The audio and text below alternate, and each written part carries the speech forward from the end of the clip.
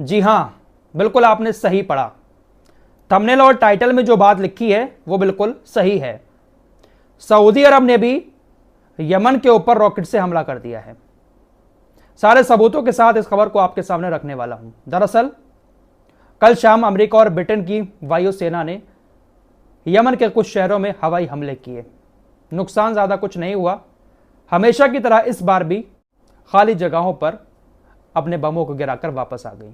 सिर्फ धमकाने के लिए, यमन को डराने के लिए इस तरह की हवाई बमबारी अमेरिका और ब्रिटेन जैसे देशों की तरफ से समय समय पर की जाती रही है।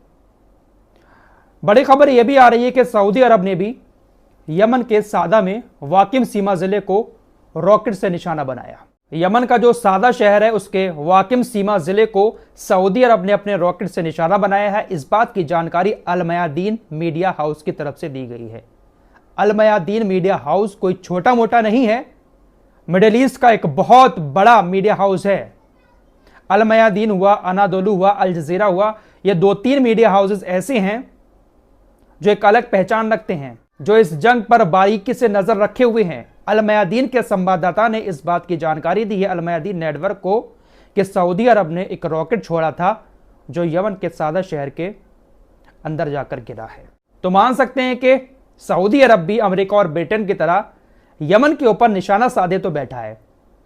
ये जो कुछ मदद की जा रही है गाजा की कुछ मुस्लिम देशों के द्वारा, यह सिर्फ और सिर्फ दिखावा है दुनिया के मुसलमानों का मुंह बंद कराने के लिए, वरना पूरी तरह से ये अरब वर्ल्ड जो है ना, इन यहूदियों का, इन अमेरिकियों का गुलाम बना हुआ है। लगातार ये बातें मैं आपके सामने करता हूं, मुझे भी शर्म आती है इनके बारे में इस तरह की लगातार बातें बताते हुए। फिलहाल एंटनी ब्लिंकन सऊदी अरब पहुंचा था। सऊदी अरब ने सिर्फ $40 मिलियन सहायता देने का ऐलान किया है। आपको बताता चलूं, जब 2022 में यूक्रेन और रशिया की जंग शुरू हुई थी तो सऊदी अरब ने $400 मिलियन की सहायता दी थी, लेकिन गाजा के लिए सिर्फ $40 मिलियन। बड़ी खबर लाल सागर से आ रही है। लाल सागर में चाइना और रशिया ने हूतीस के साथ नेविगेशन के संबंध में एक समझौता किया है। थोड़ा आसान भाषा में आपको समझा देता हूं। लाल सागर से कोई भी जहाज अगर गुजरेगा तो उसकी पूरी जानकारी रशिया और चीन की तरफ से हूतीस को दी जाएगी। यह कंफर्म कराया जाएगा हूतीस को कि ये जो जहाज लाल सागर से गुजर रहा है ये चाइना का जहाज है या फिर रशिया का जहाज है या फिर किसी और देश का जहाज है। तो चाइना और रशिया ने हूतीस के साथ नेविगेशन के संबंध में ये एक नया समझौता कर लिया है। इससे फायदा यह होगा कि हूतीस लाल सागर में जो हमले करते हैं वो हमले चाइना और रशिया जैसे देशों के जहाजों पर नहीं किए जाएंगे, और साथ ही साथ ये भी हूतीस को आसानी से पता लग जाएगा कि जो जहाज लाल सागर से गुजर रहा है वो किस देश का जहाज है। तो कह सकते हैं कि चाइना और रशिया हूतीस के साथ आ चुके हैं। दोस्तों, बहुत दिन पहले मैं आपको एक खबर बता चुका हूं कि गाजा के करीब समुद्र में अमेरिका एक नई बंदरगाह बनाने का प्लान तैयार कर रहा था। प्लान तैयार क्या कर रहा था, बल्कि बंदरगाह बनना शुरू हो चुकी है। ट्रकों में मलबा भर भर के गाजा के किनारे समुद्र में आना शुरू हो चुका है। ये जो मलबा आ रहा है ना, इसमें गाजा के लोगों की हड्डियां भी हैं। जो गाजा के लोग मलबे के नीचे दबकर मर गए थे, उस पूरे मलबे को उठाकर समुद्र में ट्रकों के जरिए लाया जा रहा है और वहां पर एक बंदरगाह बनाई जा रही है। ये जो बंदरगाह बन रही है ना अमेरिका की तरफ से, ये गाजा के लोगों के लिए आसानियां पैदा नहीं करेगी बल्कि और ज्यादा मुश्किलें पैदा करेगी। अमेरिका ने गाजा के करीब बंदरगाह बनाने का प्लान बनाया और बंदरगाह को बनाना शुरू भी कर दिया, लेकिन पूरा अरब वर्ल्ड खामोशी के साथ इसको देख रहा है। कोई अमेरिका को नहीं टोक रहा है कि आप यहां पर बंदरगाह क्यों बना रहे हैं। इसके खतरनाक परिणाम बहुत जल्द आपके सामने दिखाई देंगे। उधर बड़ी खबर लेबनान के बॉर्डर से आ रही है। इजरायली मीडिया ने दावा किया है कि हिजबुल्लाह ने आज बहुत सारे रॉकेट दागे और ये रॉकेट सीधे हमारे सैन्य ठिकानों पर थे, जिसमें 17 सैनिकों की मौत हो गई है। ये बड़ी खबर ब्रेक कर रहा हूं। हिजबुल्लाह ने आज जो हमले किए उसमें इजराइल के 17 सैनिक मारे गए हैं। इस बात का दावा खुद इजरायली मीडिया की तरफ से किया गया है। उधर अमेरिका ने यूनाइटेड नेशंस में एक बार फिर से दिखावा करते हुए गाजा में तुरंत सीजफायर का प्रस्ताव रखा है। अमेरिका ने यूएन से कहा है कि हम ये प्रस्ताव रख रहे हैं और आप इसको लेकर आगे बढ़ें, गाजा में तुरंत सीजफायर करवाएं। क्या ड्रामेबाजी चल रहा है अमेरिका। लेकिन इस प्रस्ताव के पीछे शर्त एक रख दी है अमेरिका ने कि हम ये प्रस्ताव रख तो रहे हैं, इसको आप पास करवाइए यूनाइटेड नेशंस में, लेकिन बंधकों के बिना यह प्रस्ताव पास नहीं होगा। जब तक हमास इजराइल के बंधकों को नहीं छोड़ेगा, इस प्रस्ताव को यूनाइटेड नेशन में पास नहीं किया जाएगा। आइए अब आपको गाजा की मौतों का आंकड़ा भी बता देता हूं। कई दिन से मैंने आपको यह आंकड़ा नहीं बताया है। गाजा हेल्थ मिनिस्ट्री की तरफ से बताया गया कि पिछले 24 घंटे में इजराइल ने 7 बड़े नरसंहार किए, जिसमें 65 लोगों की मौत हो गई।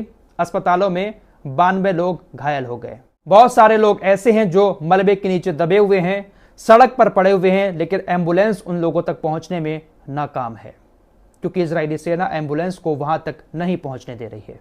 7 अक्टूबर से आज तक की बात करें तो 31,988 लोग अब तक गाजा के अंदर मारे जा चुके हैं। 74,188 लोग पूरी तरह से घायल हैं और हजारों लोग अभी भी मलबे के नीचे दबे हुए हैं।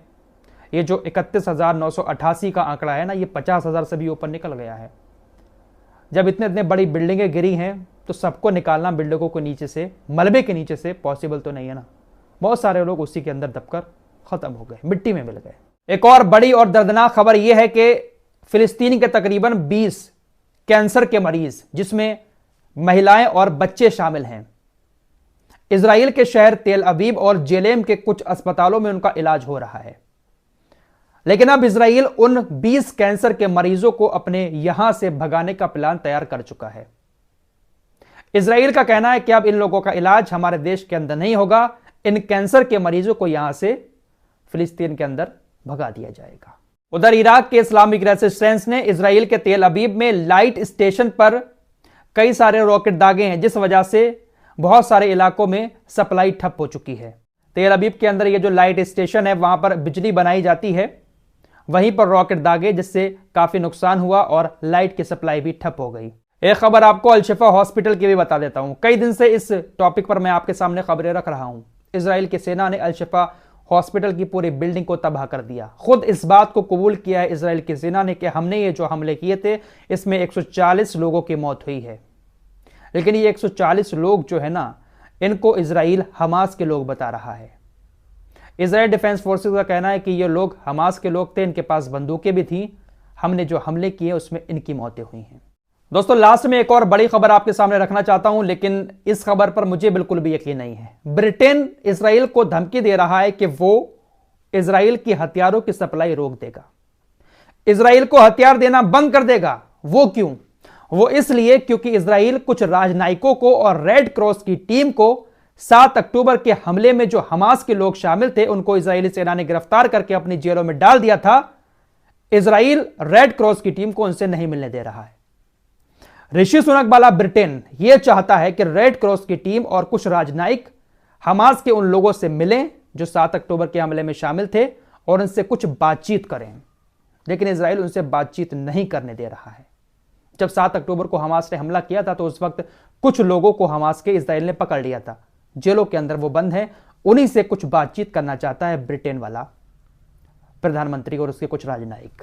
ब्रिटेन के विदेश मंत्री ने इजराइल को धमकी दी है कि अगर आपने हमें बात नहीं करने दिया तो हम भी आपको हथियार देना बंद कर देंगे, साथ ही साथ यूरोपीय यूनियन भी आपको हथियार नहीं देगा। लेकिन इन लोगों की बातों पर मुझे बिल्कुल भी यकीन नहीं है। ये लोग ऊपर से कुछ हैं और अंदर से कुछ, दिखावा दुनिया के सामने कुछ और करते हैं और अंदर अंदर सप्लाई हथियारों की होती रहती है। फिलहाल इस रिपोर्ट में इतना ही। मिलते हैं कुछ और नई खबरों के साथ, तब तक के लिए अपना ख्याल रखिएगा। अल्लाह हाफिज।